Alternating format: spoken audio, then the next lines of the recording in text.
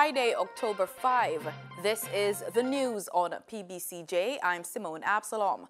The Ministry of Foreign Affairs and Foreign Trade and the Ministry of Industry, Commerce, Agriculture and Fisheries jointly launched the National Trade Policy and Consultancy for Jamaica's National Trade Information Portal project. The aim of the project is to improve the ease of doing business. Through the project, a range of import and export fees will be payable to the Trade Board Limited and other such entities in order to increase Jamaica's chances of global competitiveness. Industry, Commerce, Agriculture and Fisheries Minister Audley Shaw says between 7 and 10 of them that have been identified are no longer relevant and will be submitted to Cabinet for consideration. I have asked Pat Francis to take a careful look at a range of things if we want to really and truly become more competitive and stay in line with global standards. And we met recently. Pat has come up with a review at my request of our range of charges, for instance, fees and charges of various types, some through this trade board and so on.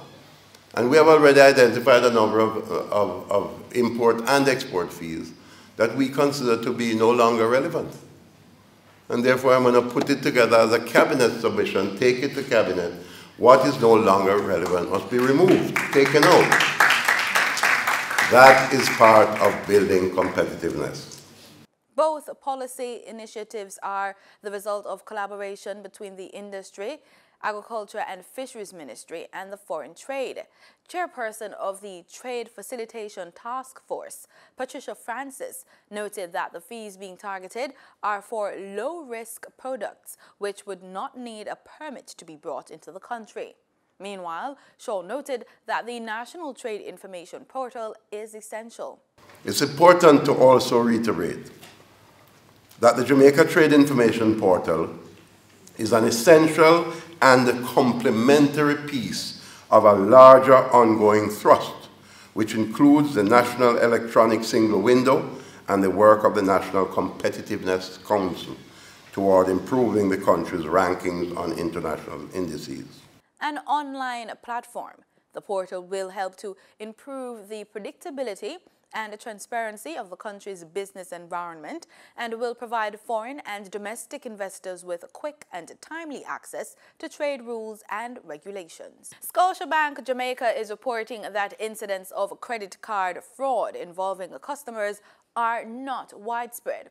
In a letter to the Gleaner, a Scotiabank credit card applicant complained of being duped almost $800,000 through a card he said he never even received. The customer also reported that earlier this year, his wife's Scotia credit card was also compromised. In its response to the letter, Scotiabank said it takes the complaint seriously and has been investigating the matter. Scotiabank also said once it's made aware of any fraudulent activities, an immediate hold is put on the affected cards to prevent further impact, and close contact is kept with the customer throughout the process of investigation. At this time, it is reminding customers to remain vigilant and to particularly check regularly their accounts and immediately report anything of concern. The Meteorological Service of Jamaica is reporting that the flash flood watch has been extended for low-lying and flood-prone areas of all parishes and is effective until 5 p.m. today. Meanwhile, a broad area of low pressure across the Western Caribbean continues to produce unstable weather conditions across the island and the surrounding waters. The forecast is for this area of low pressure to continue drifting northwestward over the next few days. Mostly cloudy conditions with periods of showers and thunderstorms, which may be heavy at times along the occasionally gusty winds, and they should affect the island throughout Saturday. The Met Service is advising fisheries and other marine interests to exercise caution, especially over southern waters due to rough seas and gusty winds in the vicinity of showers and thunderstorms. The flash flood watch means that flash flooding is possible and residents are advised to take precautionary measures. Keep informed by listening to further releases from the Met Service and be ready for quick action if flooding is observed or if a warning is issued. The US dollar ended trading yesterday at Jamaican $134.02, down by 22 cents, according to the Bank of Jamaica's daily foreign exchange trading summary. Meanwhile, the Canadian dollar ended trading at $104.29, down from $105.04, while the British pound ended trading at $175.80. Up from $173.84. In regional news, protests continue in Trinidad and Tobago against the closure of a state-owned oil refinery, Petrotrin. Hundreds of jobs will be lost if the government closes the entity. As during the journey, the union will correct misinformation that the government is spreading about workers and Petrotrin. Today, they created several bubblies to get their message across. Joining the march was President of the National Trade Union Center, Watson Duke. We always represent one thing, labor, people. And if the people in South are affected, then the people in Port of Spain, in the East, in Tobago, all over Trinidad and Tobago, they are affected. And so we are here this morning symbolizing, as with the say back home, we did it. We did it with the OWTU, and we did it with Trinidad and Tobago. Congress of the People political leader Carolyn C. Prasad Bechan also joined the march. So now it is up to the citizens of this country to stand up against this decision. In Guyana, teachers are threatening to strike again weeks after agreeing to arbitration to resolve their salary dispute with the government. This time, the main bone of contention is the appointment of Dr. Leyland Lucas as the chair of the arbitration panel. And we believe that a neutral person should be nominated for both sides to agree on the panel.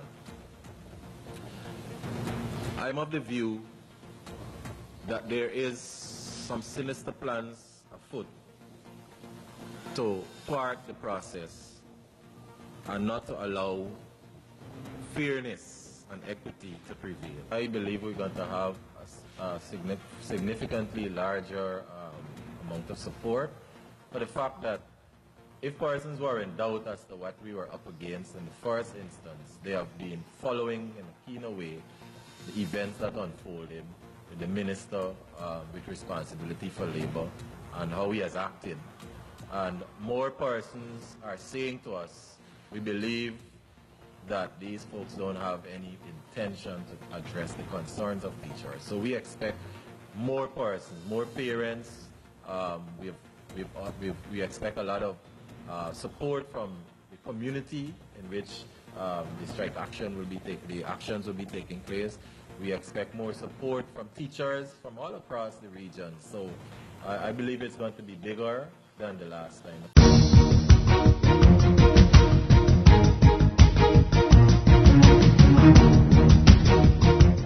In sports, we're looking at the ISA Digital Manning Cup. With a number of schools on the verge of qualification to the second round, Calabar High and Kingston College will take the spotlight. The boys from Red Hills hinge their hopes of advancing in this must-win match against their fierce rivals in one of 14 games today. With KC sitting pretty on maximum 21 points in Group B and basically assured of a second-round spot, Calabar are in third spot with 13 points, 3 adrift of Mona High on 16 points, who play away to Clancarthy. Nothing but a win for Calabar will be good enough as they face an early elimination from the competition. KC defeated them 4-0 on their own backyard, and the boys from Red Hills Road will be hoping to turn the tables at Stadium East Field. And that's the news. Thanks so much for making it PBCJ. Remember, we are the People's Station.